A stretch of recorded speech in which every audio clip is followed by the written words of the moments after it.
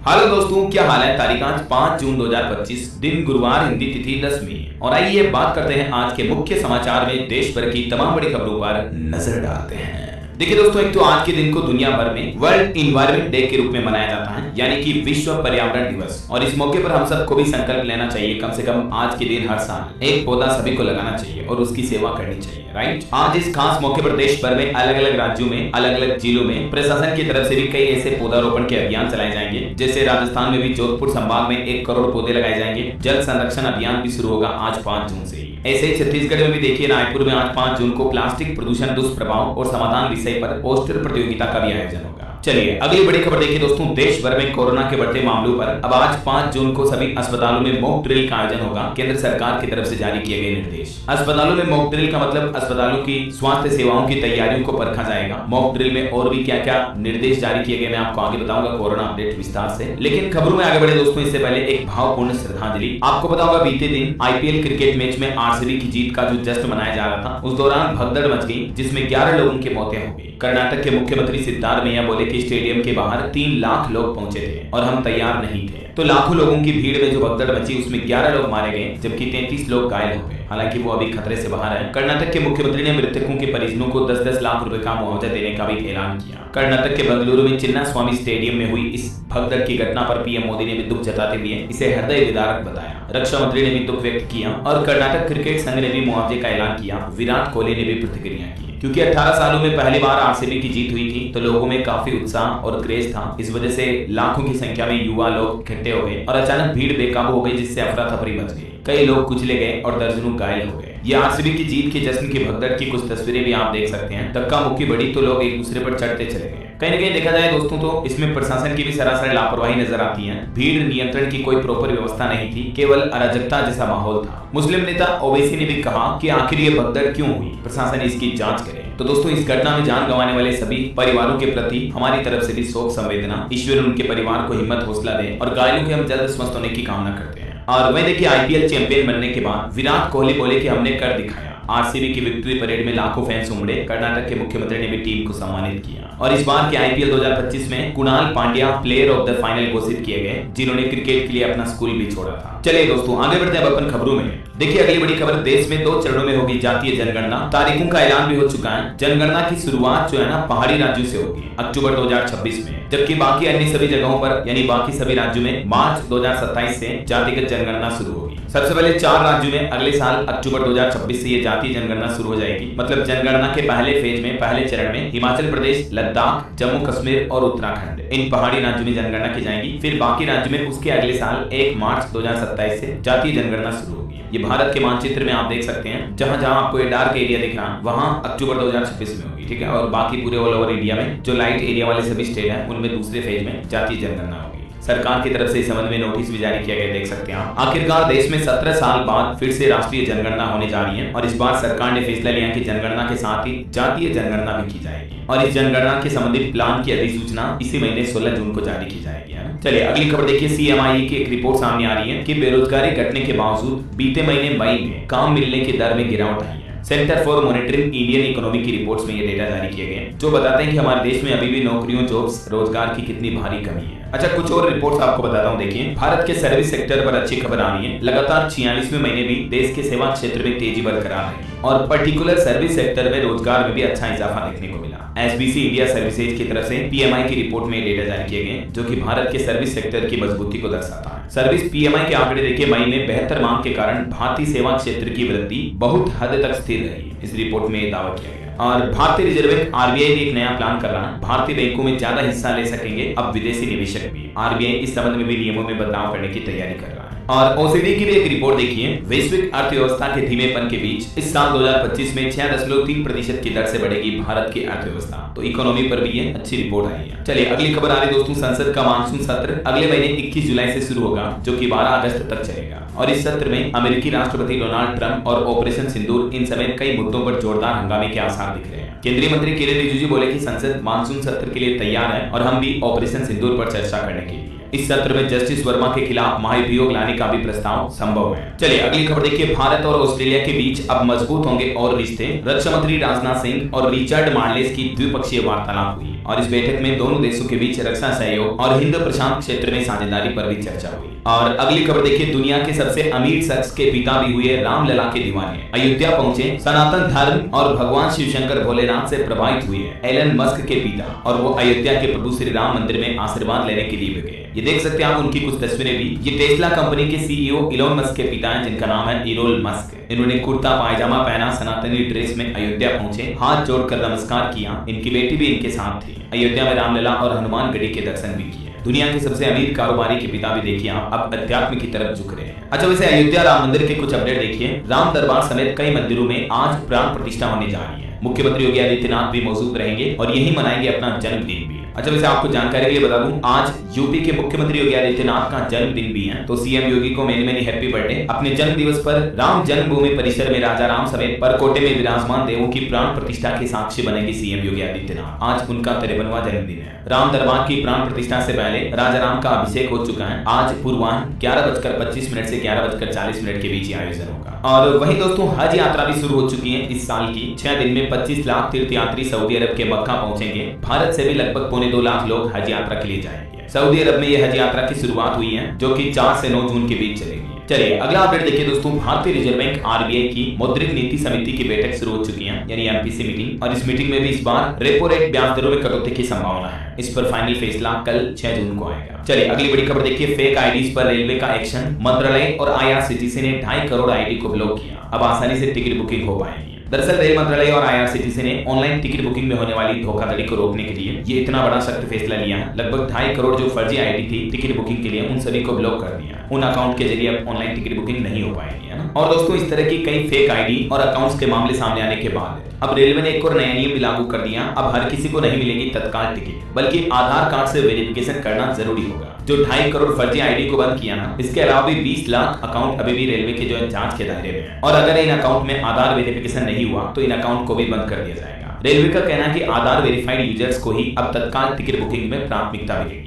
समझ रहे हो? तो आप भी अपने आईआरसीटीसी के अकाउंट में आधार कार्ड वेरिफिकेशन अपडेट कर लें। इतना ही नहीं, रेलवे का अगला कदम ये भी प्लान है कि जल्द ही आधार आधारित ओटीपी वेरिफिकेशन को भी अनिवार्य किया जाएगा। उसके बाद ही आप रेलवे का तत्काल टिकट बुक कर पाएंगे। आईआरसीटीसी की जांच में ये भी खुलासा हुआ कि पिछले 5 महीनों में ये जो 2.5 करोड़ फर्जी यूजर आईडी थी, इनके जरिए टिकट बुकिंग विंडो ओपन होते ही कई सारे टिकट्स ऑटोमेटिक बुक हो जाते थे। रोबोटिक सिस्टम यूज करते थे इनमें ये, तो इसलिए रेलवे ने सख्त कदम उठाया और इन आईडीज वगैरह को तो बंद कर दिया। इसके साथ ही आधार कार्ड का नया नियम भी लागू कर दिया। तो तत्काल टिकट बुकिंग को लेकर रेलवे की तरफ से प्रक्रिया में ये बड़ा बदलाव किया गया, ठीक है ना। और रेलवे के नाम पर एक नया रिकॉर्ड भी दर्ज हुआ। महज 1 मिनट में ही 31,814 सीटों पर बुकिंग हुई। बीते महीने 22 मई को रेलवे ने यह नया रिकॉर्ड बनाया। और खबर है, आने वाले 10 जून को इकोनॉमिक रिव्यू करेगी देश की वित्त मंत्री निर्मला सीतारमण, और इस एफएसडीसी मीटिंग में आरबीआई के गवर्नर भी मौजूद रहेंगे। चलिए बड़ी खबर देखिए दोस्तों, आने वाले बकरीद के त्योहार पर नया आदेश जारी हुआ। बकरे की कुर्बानी का वीडियो बना करके कहीं ऑनलाइन सोशल मीडिया वगैरह पर अपलोड नहीं किया जा सकेगा। ऐसा करने वालों पर कार्रवाई की जाएगी। दिल्ली पुलिस की तरफ से भी एडवाइजरी जारी की गई। चलिए खबर आ रही, बिहार राज्य को मिली एक और बड़ी सौगात। समस्तीपुर में मगरदही घाट से लेकर मुक्तापुर तक 4 लेन सड़क और पुल निर्माण को भी मंजूरी मिल चुकी है। बिहार के निर्माण मंत्री नितिन नवीन की तरफ से ये जानकारी दी गई। और वहीं देखिए बड़ी खबर, 500 रुपए के नोट बंद होने पर पीआईबी की तरफ से एक बड़ा अपडेट जारी किया गया। और 100 और 200 रुपए के नोटों पर भी आरबीआई ने एक बड़ा फैसला लिया। सबसे पहले तो समझिए, 500 रुपए के नोटों को लेकर जो बंद होने की खबरें चल रही मीडिया में, उस पर बड़ा अपडेट क्या सामने आ रहा है। तो दरअसल सोशल मीडिया पर बीते कुछ दिनों से एक खबर घूम रही है कि आने वाले कुछ दिनों में 500 रुपए का नोट बंद हो सकता है। और इस खबर के पीछे तर्क ये दिया जा रहा है कि आरबीआई बैंकों को निर्देश दिए कि एटीएम में 100 और 200 रुपए के नोटों की संख्या बढ़ाई जाए। राइट, तो आरबीआई के इस प्लान को गलत तरीके से स्प्रेड किया जा रहा है। सोशल मीडिया पर मिस इन्फॉर्मेशन फैलाई जा रही है। तो ऐसी खबरें आने के बाद अब सरकार की पीआईबी फैक्ट चेक यूनिट की तरफ से एक ट्वीट जारी किया गया। ये देख सकते हैं आप, इस ट्वीट में ये वीडियो भी बताया गया कि फेक न्यूज अलर्ट। आरबीआई या सरकार का ऐसा कोई प्लान नहीं है या ऐसा कोई ऑफिशियल नोटिफिकेशन जारी नहीं किया गया जिसमें कि 500 रुपए के नोट को बंद करने या बैन करने का फैसला लिया हो। समझ रहे हो? तो आप टेंशन ना ले। हालांकि 100 और 200 रुपए के नोटों को लेकर जरूर आरबीआई ने एक फैसला लिया है। एटीएम में क्योंकि क्या है कि 100-200 के नोट कम निकलते हैं, ठीक है। तो अब छोटे नोटों की टेंशन खत्म होगी। आरबीआई ने देश के सभी बैंकों को जरूर ये निर्देश दिया, भारतीय रिजर्व बैंक ने, जिसमें कहा कि लेनदेन को आसान बनाने के लिए सभी बैंक और एटीएम ऑपरेटर एटीएम मशीन में 100 और 200 रुपए के नोट ज्यादा स्टॉक करें। मतलब ज्यादा मशीन में ये नोट डालने हैं ताकि लोगों को छोटी करेंसी से लेनदेन में कोई दिक्कत ना हो। समझ रहे हो? तो ये क्लियरिफिकेशन है, आप टेंशन ना ले फोकट की कि यार कहीं 500 के नोट बंद तो नहीं हो रहे हैं ऐसा। चलिए दोस्तों अगली खबर देखिए, एम्स और आईआईटी दिल्ली मिलकर स्थापित करेंगे एक नया एआई केंद्र। जी हाँ, दिल्ली एम्स और आईआईटी ने मिलकर दिल्ली के स्वास्थ्य क्षेत्र में आर्टिफिशियल इंटेलिजेंस को बढ़ावा देने के लिए ये एक समझौता किया है। और वहीं सरकार का एक और बड़ा आदेश देखिए, नाव चलाते समय मोबाइल फोन का इस्तेमाल नहीं कर सकेंगे अब नाविक। सभी अधिकारियों को निर्देश दिए, खास करके यूपी वाराणसी में गंगा दशहरा और निर्जला एकादशी पर गंगा स्नान के लिए जो लोगों की भीड़ आएगी, तो उनकी सुरक्षा को देखते हुए नाविकों के लिए ये नए दिशा निर्देश गाइडलाइन जारी की गई। चलिए खबर आ रही है, जम्मू कश्मीर में विभिन्न विकास परियोजनाओं का लोकार्पण करेंगे प्रधानमंत्री नरेंद्र मोदी। कल 6 जून को लगभग 46,000 करोड़ रुपए से भी ज्यादा की विकास परियोजनाओं का शिलान्यास और लोकार्पण होगा, जिसमें 2 तो वंदे भारत एक्सप्रेस ट्रेनों का शुभारंभ करेंगे। इसके अलावा चिनाब पर रेलवे का सबसे ऊंचा पुल का उद्घाटन भी करेंगे। तो ये कुछ प्लान है, मैंने आपको बताया था ना। चलिए अगली खबर देखिए, ऑपरेशन सिंदूर के बाद केंद्र सरकार की पहली कैबिनेट मीटिंग शुरू हुई। पीएम मोदी भी अपनी सरकार का एजेंडा पेश करेंगे, तो वहीं कैबिनेट सचिव साल भर का रिपोर्ट कार्ड भी पेश करेंगे।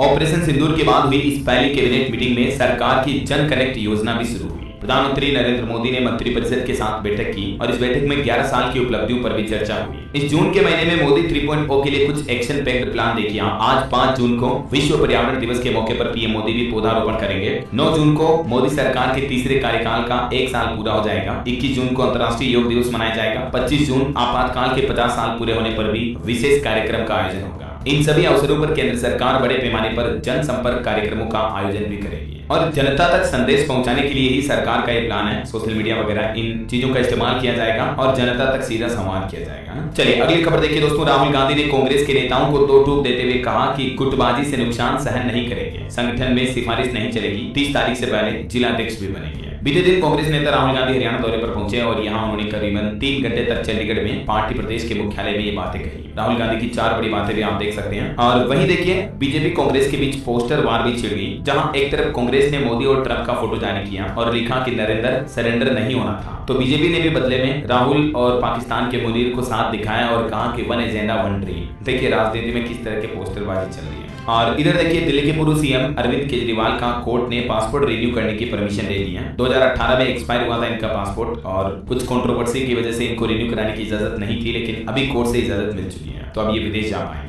चलिए खबर देखिए, केदारनाथ बद्रीनाथ धाम में भारी बारिश और बर्फबारी हुई, पत्थर गिरने से कई रास्ते ब्लॉक हो गए। सिक्किम में 83 टूरिस्ट फंसे हुए हैं। मिजोरम में 11 दिन में 626 लैंडस्लाइड की घटनाएं हुई, जिसमें 5 लोगों की मौतें हो गई। आगे मैं आपको बताऊंगा और भी मौसम समाचार विस्तार से। फिलहाल देखिए अगली खबर, एक बड़ा सड़क हादसा हो गया मध्य प्रदेश के झाबुआ में। वैन पर पलटा सीमेंट से भरा ट्रोला, 9 लोगों की मौत हो गई इस दुर्घटना में। मध्य प्रदेश के झाबुआ में शादी समारोह से लौट रहे थे 2 परिवार, मृतकों में 4 तो बच्चे भी शामिल हैं। ये वैन की तस्वीरें देखकर आप अंदाजा लगा सकते हैं कि हादसा कितना गंभीर रहा होगा। तभी तो मैं आपको कहता हूँ गाड़ी हमेशा धीरे चलाया करो। चलिए अगला अपडेट आ रहा है, यूपी लखनऊ के शुभांशु शुक्ला अब 10 जून को ISS यानी इंटरनेशनल स्पेस स्टेशन जाएंगे। दूसरी बार उनका मिशन टला, अंतरिक्ष से ये पीएम मोदी से बातचीत भी कर सकते हैं। और एक बड़ी खबर देखिए दोस्तों, बांग्लादेश में अब शेख हसीना के पिता को राष्ट्रपिता नहीं माना जाएगा। वहां की सरकार ने स्वतंत्रता सेनानी की परिभाषा भी बदल दी है। अभी 3 दिन पहले तो आपको बताऊंगा वहां की करेंसी से मतलब नोटों से उनके पिता की तस्वीरें हटाई गई थी। जो बांग्लादेश की पूर्व प्रधानमंत्री शेख हसीना अभी भारत दौरे पर आई हुई है भागकर, तो उनके पिता के खिलाफ अब वहां के देश में ये फैसले लिए जा रहे हैं। अच्छा, कोरोना वायरस से जुड़े कुछ बड़े अपडेट देखिए दोस्तों। ऑक्सीजन, बेड और वेंटिलेटर की व्यवस्था सुनिश्चित करें। देश भर की सभी राज्य सरकारों को अब स्वास्थ्य मंत्रालय की तरफ से निर्देश जारी किया गया है और इस संबंध में तो आज देश भर में मॉक ड्रिल का आयोजन भी होगा। अस्पतालों की मॉक ड्रिल होगी जिसमें इन सुविधाओं को जांचा पर रखा जाएगा।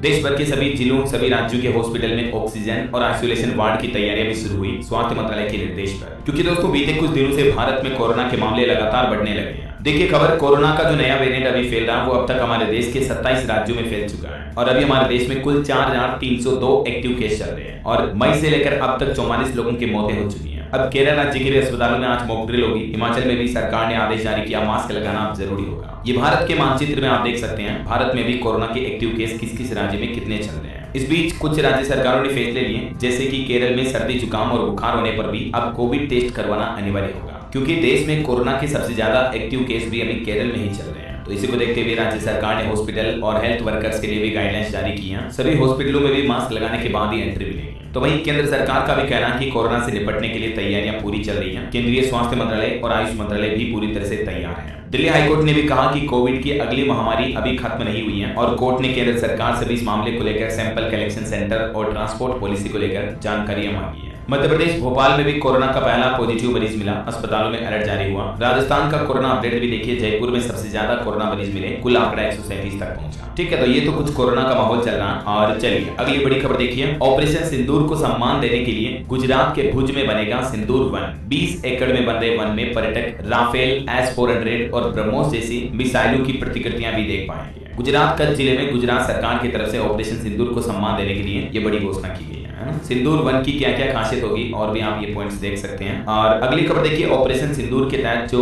डेलीगेशन भारत से दुनिया भर में गया था, तो संजय झा और सिंधे का डेलीगेशन वापस भारत लौट चुका है। इन्होंने मुस्लिम बहुल मलेशिया, इंडोनेशिया समेत 9 देशों का दौरा किया। अन्य डेलीगेशन भी 8 जून तक लौट जाएंगे। उसके बाद फिर सभी पीएम मोदी से मुलाकात भी करेंगे। वही देखिए, एक पाकिस्तानी दस्तावेज में बड़ा दावा किया जा रहा, जिसमें खुलासा हुआ कि भारत ने पाकिस्तान के कई और ठिकानों को भी तबाह किया था। हालांकि भारत ने उसकी ऑफिशियल जानकारी नहीं दी थी, तो इस पर भी एक्सपर्ट ने यह अनुमान लगाया कि ये भारत का एक स्ट्रेटेजिक कदम था, इसीलिए कुछ लिमिटेड जानकारियां ही दी गई। समझ रहे हो। और एक बड़ी खबर देखिए, यूट्यूबर ज्योति मल्होत्रा के बाद अब एक और यूट्यूबर भी जासूसी के आरोप में गिरफ्तार हुआ। नाम है जसबीर सिंह। ये पंजाब का यूट्यूबर है। बताया जा रहा कि ये भी आईएसआई एजेंट्स के संपर्क में था। ज्योति और दानिश से भी इसके लिंक मिले, जो कि पाकिस्तान एम्बेसी से हैं ये दानिश। अब इसको भी 3 दिन की पुलिस रिमांड पर भेजा गया है। जसबीर सिंह के जान महल नाम से यूट्यूब चैनल है, जिस पर 10 लाख से भी ज्यादा सब्सक्राइबर्स हैं, और वो भी 3 बार पाकिस्तान जा चुका है। और एक बड़ी खबर देखिए, आतंक फैलाने वाले पाकिस्तान को भी अब यूएनएससी में बड़ी जिम्मेदारी मिली। तालिबान प्रतिबंध कमेटी का अध्यक्ष बनाया गया पाकिस्तान को। आतंक रोकने वाली समिति का उपाध्यक्ष भी बना पाकिस्तान। मतलब देखिए यार, पाकिस्तान जो खुद आतंकवाद फैलाता है, वो अब आतंकवाद रोकने वाली समिति का उपाध्यक्ष बन रहा है। कहीं बाढ़ ही खेत को ना खाने लग जाए। पता चले कि चूहों के झुंड का अध्यक्ष सांप को बनाया तो एक एक करके खाने लग गया। अच्छा, वैसे यूएन में बिलावल के झूठ को भी पत्रकार ने पकड़ा। बिलावल भुट्टो ने कहा था कि भारत ने पहलगाम हमले की आड़ में मुस्लिमों की छवि खराब की, तो एक पत्रकार ने झूठ को मौके पर ही पकड़ लिया और लाइव इवेंट में बिलावल भुट्टो को फटकार भी लगाई।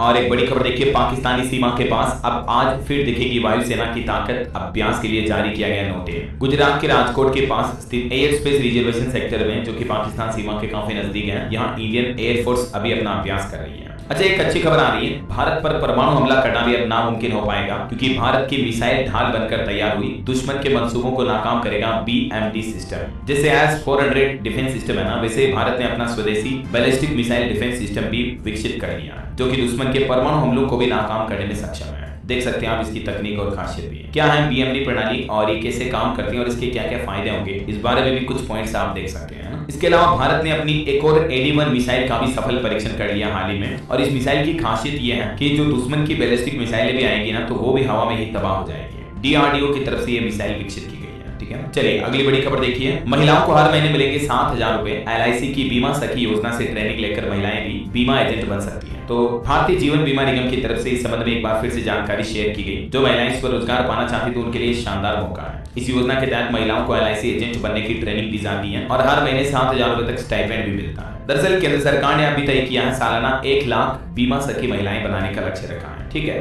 तो इस योजना के तहत आप जानकारी देख सकते हैं बीमा सखी योजना क्या है और इसमें कितना स्टाइपेंड मिलता है। मतलब एजे गांव वगैरह की कुछ इलाकों की महिलाएं LIC एजेंट बनकर काम करती हैं और उन्हीं को बीमा सखी कहा जाता है। पहले साल भी 7,000 का स्टाइपेंड मिलेगा, दूसरे साल 6,000 और तीसरे साल 5,000 रुपए का। इस योजना के लिए कौन अप्लाई कर सकता है, तो सिर्फ महिलाएं अप्लाई कर सकती हैं। 18 से 70 साल के बीच 10वीं पास होना चाहिए, ये कुछ नियम और शर्तें हैं। ठीक है, इसके अलावा अप्लाई कैसे करना है, तो LIC इंडिया के ऑफिशियल पोर्टल के माध्यम से माताएं बहनें अपने नजदीकी किसी ई-मित्रा या CSC सेंटर पर जाकर के भी अप्लाई कर सकती है। ऑफलाइन भी आवेदन किया जा सकता है नजदीकी LIC ब्रांच में जाकर के। और 3 साल की ट्रेनिंग पूरी करने के बाद अच्छा प्रदर्शन करने पर महिलाओं का प्रमोशन भी हो जाता है। इसमें डेवलपमेंट ऑफिसर भी बन सकती है महिलाएं। ठीक है, तो ये एक अच्छी स्कीम योजना थी, इसलिए मैंने आपको जानकारी बता दी। अगर आप भी अपनी माताओं बहनों के लिए इस योजना से जुड़ना चाहते हो तो ये सभी स्टेप्स मैंने आपको बता दिए हैं। चलिए अगली खबर देखिए, भारतीय रिजर्व बैंक RBI के पूर्व गवर्नर रघुराम राजन का कहना है कि अगर हमारे देश को साल 2047 तक विकसित भारत बनाना है तो इस लक्ष्य को पाने के लिए 8 से 9% की ग्रोथ रेट पाना जरूरी होगा, तभी इस समय तक हमारा देश डेवलप्ड कंट्री बन पाएगा।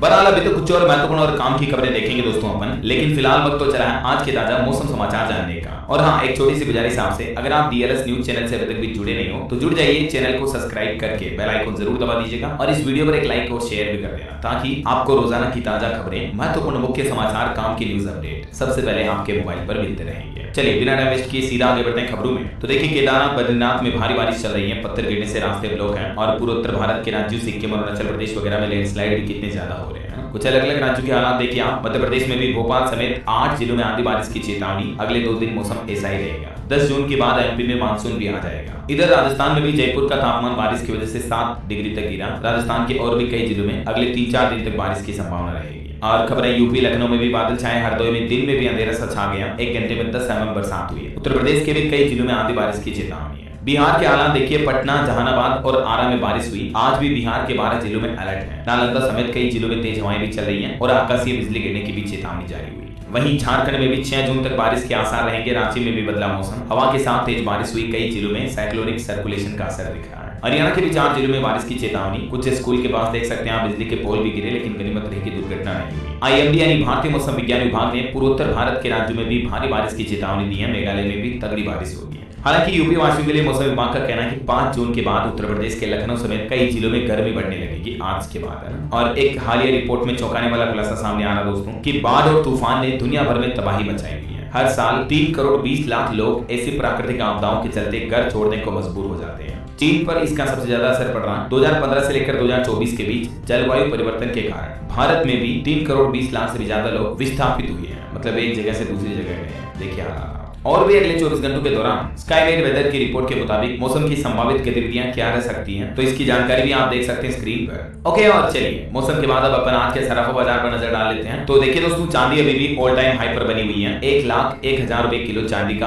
प्राइस पहुंच चुका है, जबकि सोना अभी 96,747 रुपए प्रति 10 ग्राम पर बिक रहा है। हालांकि अगर आप सोने में निवेश करने की सोच रहे हैं, ठीक है ना, तो थोड़ा आपको रुकना चाहिए, क्योंकि मार्केट एक्सपर्ट ने यह अनुमान लगाया है कि अभी सोने का भाव चरम पर चल रहा है, मतलब बहुत ज्यादा हाई चल रहा है। अब सोना 15% तक सस्ता होगा। एक्सपर्ट ने तब जाकर खरीदने का सही वक्त बताया। मार्केट एक्सपर्ट की माने तो सोने की कीमतें बहुत ज्यादा टॉप हाई पर पहुंच चुकी हैं और आने वाले 2 महीनों में डॉलर के लिहाज से इसमें 12 से 15% तक का सुधार हो सकता है। ऐसा तो कहने का मतलब जो गोल्ड के निवेशक हैं वो थोड़ा रुके, इंतजार करें और उसके बाद इसमें आप आगे भविष्य में निवेश के लिए प्लान कर सकते हैं। ओके, और चलिए कुछ मार्केट अपडेट्स भी देख लेते हैं फटाफट से। देखिए दोस्तों, बीते दिन भारतीय शेयर बाजार के सेंसेक्स में 260 अंक की बढ़ोतरी दर्ज हुई। निफ्टी भी 73 अंक की तेजी पर रहा। और खबर है, अमेरिका ने स्टील और एल्यूमिनियम पर 50% टैरिफ लगाना शुरू कर दिया है। भारत के 39,000 करोड़ के निर्यात पर असर पड़ेगा। वह देखिए, एनवीडिया कंपनी फिर से दुनिया की सबसे वैल्यूएशन कंपनी बन चुकी है। माइक्रोसॉफ्ट को पीछे छोड़ा, इसका मार्केट कैप 296 लाख करोड़ हो गया। वही देखिए, ओला इलेक्ट्रिक में हुंडई और किया कंपनियों ने अपनी हिस्सेदारी बेच दी। 590 करोड़ में ब्लॉक हुई डील। 6 महीने में 50% तक गिर चुका ओला का शेयर। वहीं किसानों के लिए जल्द ही जारी होगी पीएम किसान सम्मान निधि योजना की 20वीं किस्त। पीएम मोदी 9 करोड़ से भी ज्यादा किसानों के खातों में ट्रांसफर करेंगे 2-2 हजार रुपए। और देखिए, इलोन मस्क बोले कि अमेरिका को दिवालिया बना रही है संसद। 3200 लाख करोड़ का कर्ज है, 25% कमाई ब्याज में जा रही है। अगर यही चलता रहा तो कुछ नहीं बचेगा। इलोन मस्क ने सोशल मीडिया पर ये पोस्ट किया, देख सकते हैं आप, और इसमें उन्होंने कैलकुलेशन भी बताई कि अमेरिकी सरकार पर कितना कर्ज है। दरअसल डोनाल्ड ट्रंप से अलग होते ही इलोन मस्क का गुस्सा फूट पड़ा। फंडिंग बिल को बेतुका बताया और फिजूल खर्ची वाला बताया और कहा कि संसद देश को दिवालिया बना रही, जो कि ऐसा नहीं है। और अमेरिका से एक चौंकाने वाली रिपोर्ट भी सामने आ रही कि बीते 80 सालों में पहली बार अमेरिका से वैज्ञानिक पलायन कर रहे हैं, क्योंकि डोनाल्ड ट्रंप ने रिसर्च फंडिंग में कटौती कर दी है। तो अब जो वैज्ञानिक अमेरिका में काम करने वाले साइंटिस्ट हैं, उनमें से 75% वैज्ञानिक यूरोप और एशिया जैसे देशों में तलाश रहे मौका। और केंद्रीय मंत्री ज्योतिरादित्य सिंधिया का भी कहना है कि इलोन मस्क की स्टारलिंक कंपनी को भारत में लाइसेंस जल्द ही मिल जाएगा। मस्क की कंपनी 840 में अनलिमिटेड डेटा इंटरनेट देगी। अब सिर्फ इन स्पेस का अप्रूवल लेना बाकी है। तो ये कुछ मार्केट का माहौल चल रहा है। और इस बीच सेबी की तरफ से एक चेतावनी भी जारी की है कि सेबी के नाम पर, खुद के नाम पर ठगी हो रही है। कई लोगों को फर्जी नोटिस भेज करके पैसे मांगे जा रहे हैं। खुद मार्केट रेगुलेटर ने बताया इससे बचने का तरीका भी, मतलब फेक नोटिस आ रहे हैं सेबी के नाम से, समझ रहे हो, जिसमें बताया जा रहा है कि आपने फाइनेंशियल रूल्स का उल्लंघन किया, फलाना इतना जुर्माना भरो वगैरह वगैरह। तो सेबी ने लोगों को सतर्क करते हुए कहा कि इससे फर्जी लोगों से बचें। और अगर सेबी की तरफ से कोई ऑफिशियल ईमेल वगैरह आता है आपको, तो इस डोमेन एड्रेस से आएगा, इसको जरूर ध्यान रखना हमेशा, @sebi.gov.in। इस डोमेन से ईमेल आईडी खत्म होने वाली जो होती है ना, वो ऑफिशियल ईमेल होता है, ठीक है ना। चलिए आगे बढ़ते हैं अपन खबरों में। देखिए, वैज्ञानिकों को एक नई उम्मीद दिखी। चावल की 6 खास किस्मों में मिले कैंसर से लड़ने वाले गुण।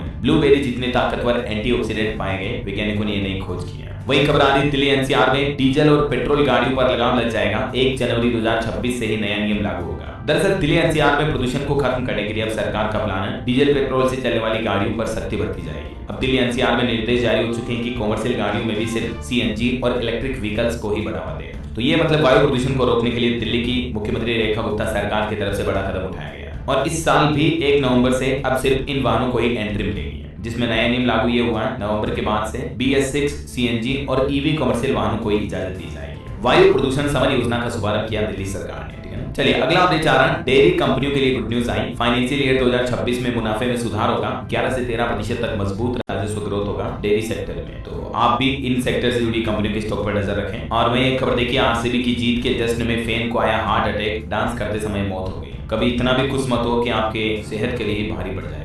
कर्नाटक के बेलगावी जिले का ये मामला है। और खबर देखिए, अंडरग्राउंड टनल, नई एलिवेटेड रोड, दिल्ली को 1.25 लाख करोड़ की सड़क परियोजनाओं की भी सौगात दी है केंद्र सरकार ने। राजधानी में रोड इंफ्रास्ट्रक्चर को और बेहतर बनाया जाएगा। और पंजाब में भी देखिए दोस्तों छोटे कारोबारियों को भगवंत मान सरकार ने कैबिनेट बैठक में मंजूरी देते हुए बड़ी सौगात दी, जिसमें घोषणा की गई कि 20 कर्मचारियों वाले सभी संस्थान अब कई प्रावधानों से मुक्त होंगे। पंजाब सरकार के इस कदम से प्रदेश के लाखों दुकान मालिकों को भी सीधा लाभ मिलेगा। कुछ रजिस्ट्रेशन प्रक्रिया वगैरह को भी सरल बना दिया गया है, देख सकते हैं इस बारे में ज्यादा डिटेल भी है। चलिए बड़ी खबर देखिए, वक्फ बोर्ड को लेकर एक अपडेट आ रहा कि वक्फ उम्मीद पोर्टल पर भी अब AIMPLB यानी all India Muslim personal law board ने कड़ा विरोध जताया और कहा कि ये गैर कानूनी और न्यायालय की अवमानना है। केंद्र सरकार से इस पोर्टल को गैर कानूनी बताते हुए मुस्लिम पर्सनल लॉ बोर्ड ने विरोध किया और कहा कि जब तक सुप्रीम कोर्ट का फैसला नहीं आ जाता तब तक वक्फ संपत्तियों को पोर्टल पर दर्ज न करें। चलिए अगली खबर आ रही, अंग्रेजी हिंदी समेत लद्दाख में अब इन भाषाओं को मिली राजभाषाओं की मान्यता। अंग्रेजी हिंदी उर्दू भोटी भाषा को लद्दाख में राजकीय भाषा के रूप में दर्जा दिया गया है। अच्छा, वैसे लद्दाख में युवाओं के लिए भी एक अच्छा फैसला लिया सरकार ने, नौकरियों को लेकर डोमिसाइल नीति लागू की। मैंने आपको बताया अब लद्दाख के जो स्थानीय युवा हैं उनको नौकरियों में 85% आरक्षण मिलेगा, महिलाओं को भी 33% सीटें मिलेगी। स्थानीय निवासियों के लिए जॉब बढ़ाने के लिए सरकार ने नई आरक्षण नीति लागू की है लद्दाख में, ठीक है ना। लद्दाख में जो लोग 15 साल से रह रहे हैं वो डोमिसाइल नीति के हकदार हो गए। केंद्र सरकार की तरफ से ये बड़ा फैसला लिया गया और भारत के लिए एक अच्छी रिपोर्ट सामने आ रही है दोस्तों। देखिए वर्ल्ड इन्वायरमेंट डे के मौके पर कि भारत विश्व मंच पर भी जलवायु चैंपियन बन रहा है। मतलब दुनिया के दूसरे देशों के मुकाबले बीते कुछ सालों में भारत ने जलवायु परिवर्तन पर काफी अच्छे काम किए हैं। चलिए खबर आ रही है, उत्तर प्रदेश में बनेगा एक और एक्सप्रेस वे, सरकार ने दी मंजूरी। अगले महीने से इसका काम शुरू हो जाएगा। चित्रकूट और बुंदेलखंड एक्सप्रेस वे को जोड़ने के लिए ये लिंक एक्सप्रेस वे को मंजूरी मिली है। 514 करोड़ की लागत से बने गए। इसके अलावा मध्य प्रदेश ग्वालियर से भी आगरा बस 1.5 घंटे में पहुंच पाएंगे आप। यहाँ भी एक नया एक्सप्रेस वे शुरू हो रहा है जिससे 3 राज्यों को फायदा होगा और इसका निर्माण जो है वो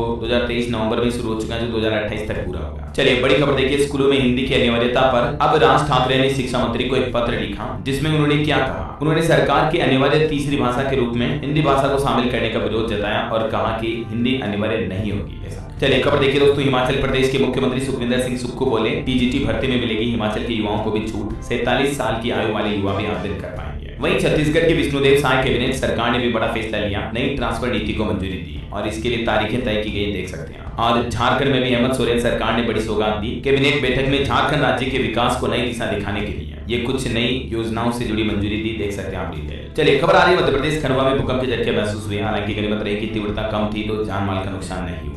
वहीं एमपी के उमरिया में मुख्यमंत्री मोहन यादव ने बड़ा ऐलान किया, कहा कि अटल जी की जन्म शताब्दी पर पूरे प्रदेश में होंगे किसान सम्मेलन के कार्यक्रमों का आयोजन। वहीं खबर है बिहार आरा शहर में भी अब भारी वाहनों की दिन में नो एंट्री रहेगी, जिला प्रशासन ने आदेश जारी किया। और खबर है केंद्रीय शिक्षा मंत्री धर्मेंद्र प्रधान ने भी आज सभी से एक पेड़ मां के नाम पहल को आगे बढ़ाने का आग्रह किया पर्यावरण दिवस के मौके पर। और योग संगम 2025 की भी उल्लेखनीय उपलब्धि देखिए, अब तक 30,000 से ज्यादा संगठन पंजीकरण करवा चुके हैं। एक रिपोर्ट आ रही कि भारत में बीते साल 2024 में हाई नेटवर्थ इंडिविजुअल लोगों की संपत्ति में भी 8.8% तक का उछाल आया है। खबर है साल 2070 तक नेट जीरो लक्ष्य हासिल करने के लिए भारत को बड़े पैमाने पर निवेश करने की आवश्यकता होगी, मूडीज की रिपोर्ट में दावा किया गया। और आज देश के प्रधानमंत्री नरेंद्र मोदी भी 5 जून को एक पेड़ मां के नाम पहल के तहत लगाएंगे एक बरगद का पौधा और आज 200 इलेक्ट्रिक बसों को भी हरी झंडी दिखाएंगे इस पर्यावरण दिवस के मौके पर, है ना। और एक रिपोर्ट आ रही कि भारत में क्विक कॉमर्स मार्केट 2030 तक $57 बिलियन तक पहुंच जाएगा। वहीं घरेलू यात्रियों में वृद्धि से भारत का टूरिज्म सेक्टर भी 2035 तक 42 लाख करोड़ रुपए का हो जाएगा,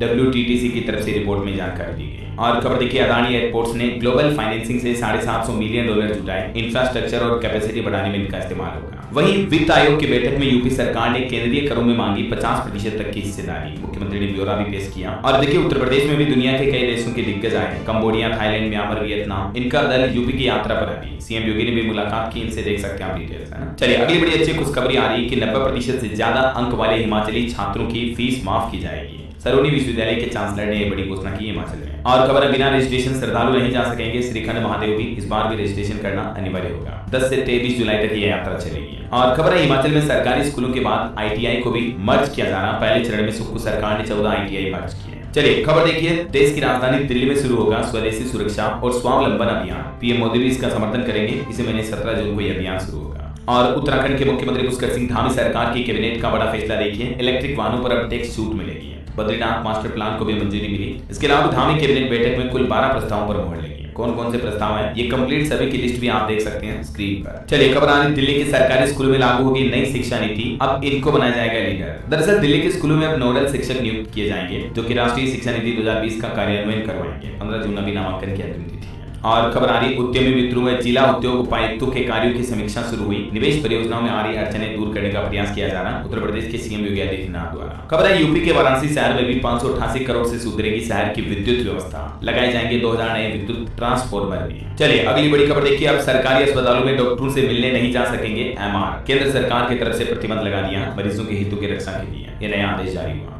वहीं दोस्तों यूपी के किसानों के लिए भी खुशखबरी है। मिलेगा फ्री बोरिंग योजना का लाभ। लघु सिंचाई विभाग की तरफ से यह नई योजना शुरू की गई है महाराजगंज जिले से और धीरे धीरे इस योजना को प्रदेश के सभी जिलों में शुरू किया जाएगा। सामान्य वर्ग के 2300 किसान इस योजना से लाभान्वित होंगे। देख सकते हैं आप और भी इस योजना के बाबत ज्यादा जानकारी। चलिए खबर देखिए। तुर्की की जिस कंपनी को हटाया उसकी जगह लेगी अब अदानी एयरपोर्ट्स। 75 करोड़ डॉलर का एक और विदेशी कर्ज भी लिया अदानी कंपनी ने। वही खबर अगर आपके पास 10 साल पुराना आधार कार्ड है तो उसको अपडेट कराना जरूरी है। उसकी री-वेरीफाई और री-फिंगरप्रिंट वगैरह आप करवा दें। और चुनाव आयोग का एक बड़ा आदेश देखिए। आप मतदान के दिन पीठासीन अधिकारी हर 2 घंटे में मतदाता उपस्थिति का डेटा दर्ज करेंगे, जिससे कि मतदान प्रतिशत रेशियो का लाइव अपडेट आपको मिलता रहेगा। वही देखिए एक चौंकाने वाली रिपोर्ट सामने आ रही कि भारतीय कॉर्पोरेट में काम करने वाले कर्मचारी भारी तनाव में है। 51% कर्मचारी की हालत ऐसी है। थकावट, चिंता, हताशा और मानसिक दबाव से जूझ रहे हैं हजारों भारतीय कॉर्पोरेट के कर्मचारी। अच्छा, यूपी सरकार की एक और अनोखी पहल देखिए दोस्तों। हर बच्चा खास है नई योजना शुरू की है। दिव्यांग बच्चों की मुस्कान लौटा रही योगी आदित्यनाथ सरकार। यूनिसेफ के साथ मिलकर सीएम योगी का यह नया प्लान है। ये देख सकते हैं आप। इस संबंध में जो पोस्टर जारी हुई हैं, लड़कियों और लड़कों को भी गुड टच बेड टच के बारे में भी बताया हुआ है। जहां जहां येलो निशान है वहां भी स्पर्श नहीं करना चाहिए बच्चों को। जहां लाल रंग देख रहे होंगे वहां तो बिल्कुल ही असुरक्षित है, और हर रंग जहां आप देख रहे हैं वहां से बच्चों को पकड़ा जा सकता है, उन्हें टच किया जा सकता है। तो अपने छोटे छोटे बच्चों को ये चीजें भी सिखाया करो आप। इसके अलावा दिव्यांग लोगों के लिए यूपी सरकार की खास पहल है। दिव्यांग बच्चों को भी स्कूल एजुकेशन देने के लिए एक तो घर पर भी पढ़ाने के लिए जा रहे हैं नोडल टीचर वगैरह, और भी कुछ नई सुविधाएं शुरू की गई हैं, जिस बाबत जानकारी भी आप देख सकते हैं। चलिए बिहार के कुछ अपडेट्स देखिए आप। कामकाजी महिलाओं को मामूली शुल्क पर मिलेगी आवास की सुविधा। महीने का सिर्फ 3000 रुपए किराया होगा। मुजफ्फरपुर से मुख्यमंत्री नारी शक्ति योजना के तहत महिला छात्रावास जल्दी शुरू होने जा रहे हैं। और खबर है बिहार में सौर ऊर्जा परियोजना से भी युवाओं को रोजगार मिल पाएगा। खाली स्थानों का संयंत्र निर्माण करवाया जाएगा। पटना जिले से नई पहल है। और वहीं देखिए बिहार में किसानों को गेंदा फूल की खेती करने पर प्रति हेक्टेयर 50% तक का अनुदान भी मिलेगा। किसानों की आय बढ़ाने के उद्देश्य से नीतीश सरकार ने यह नई योजना भी शुरू की है।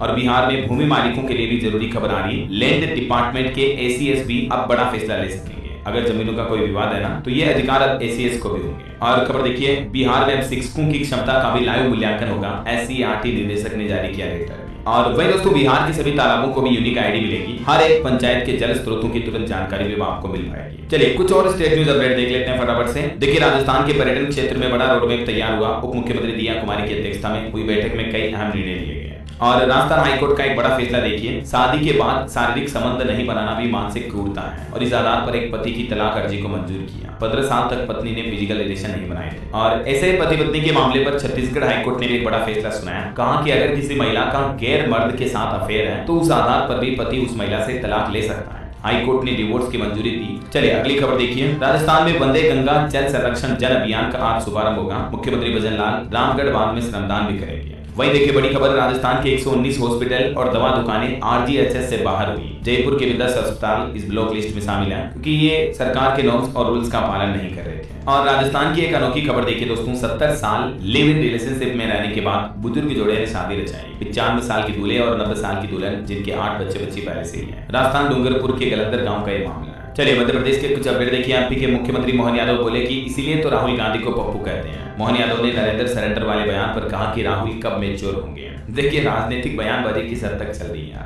और खबर है दोस्तों एमपी उज्जैन में रामघाट से शिप्रा तीर्थ परिक्रमा भी शुरू हुई। इसमें आज मुख्यमंत्री भी शामिल होंगे। वहीं एमपी एम्स भोपाल में बनेगा प्रदेश का सबसे बड़ा हर्बल गार्डन भी है। एमपी के मुख्यमंत्री बोले कि किसानों को जल्दी 5 रुपए में बिजली कनेक्शन देंगे। सड़क, ओवरब्रिज और स्वास्थ्य केंद्र समेत 50 करोड़ के कामों का लोकार्पण भी किया मध्य प्रदेश रीवा में सीएम ने। और एमपी में एक नया आदेश जारी हुआ। बिल्डिंग परमिशन के लिए भी अब पौधारोपण अनिवार्य होगा। वही देखिए ई ऑफिस मूवमेंट में बैतूल जिला प्रदेश में अव्वल रहा। मध्य प्रदेश के नरसिंहपुर में देखिए किसानों ने अर्धनग्न होकर प्रदर्शन किया। घुटनों के बल चलते हुए एसडीएम के पास पहुंचे। मूंग फसल की खरीदी में देरी से किसान भाई लोग नाराज हैं। वहीं एमपी खरगोन में 5 सालों में 400 पेड़ों का जंगल बनकर तैयार हुआ। एमपी उमरिया में मुख्यमंत्री ने कहा कि जो हमसे टकराएगा चूर चूर हो जाएगा। यहाँ भी उन्होंने 53 करोड़ की योजनाओं का भूमि पूजन और लोकार्पण किया। इधर छत्तीसगढ़ सरकार ने भी 2025 तबादला नीति को मंजूरी दे दी है। बस्तर सरगुजा में नई होम स्टे नीति पर फैसला लिया गया। और दामाखेड़ा अब कबीर धर्मनगर दामाखेड़ा के नाम से जाना जाएगा। ये कुछ छत्तीसगढ़ की विष्णुदेव साय कैबिनेट बैठक के 9 अहम फैसले रहे हैं। इन सभी की डिटेल आप देख सकते हैं। वहीं देखिए उत्तर प्रदेश के मुख्यमंत्री योगी आदित्यनाथ बोले कि केंद्रीय कर में 50% शेयर दिया जाए। प्रदेश के लिए विशेष फंड भी मांगा उन्होंने। लखनऊ में हुई ये 16वीं वित्त आयोग की बैठक। खबर है राष्ट्रपति द्रौपदी मुर्मू 10 जून को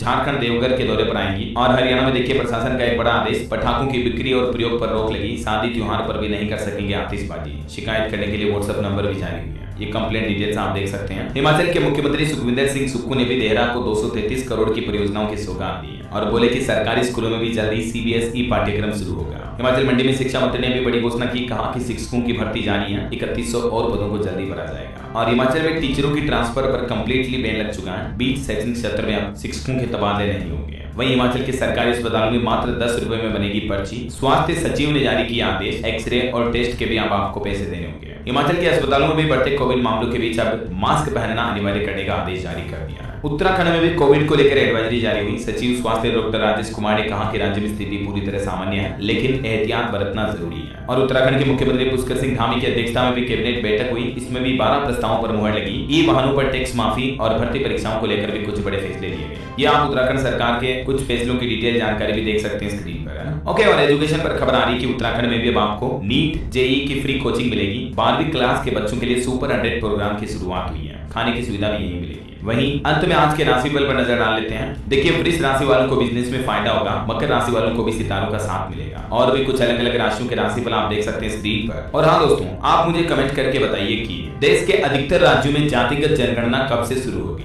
कमेंट करके बताइए ईयर और मंथ। सही जवाब देने वाले लोगों को रैंडमली सेलेक्ट होने पर डीएलएस न्यूज टीम की तरफ से एक शानदार सरप्राइज गिफ्ट जीतने का मौका मिलेगा। और इसी के साथ अगर आपको वीडियो अच्छा लगा तो इसे लाइक करना, शेयर भी करना। डीएलएस न्यूज चैनल को सब्सक्राइब करके बेल आइकन जरूर दबा देना, रोजाना ऐसी इंफॉर्मेटिव जानकारी महत्वपूर्ण समाचार देखते रहने के लिए। ओके, ख्याल रखिएगा अपने आप का, अपने परिवार का। मिलेंगे अगले नेक्स्ट अपडेट में, तब तक के लिए जय हिंद, जय भारत, वंदे मातरम।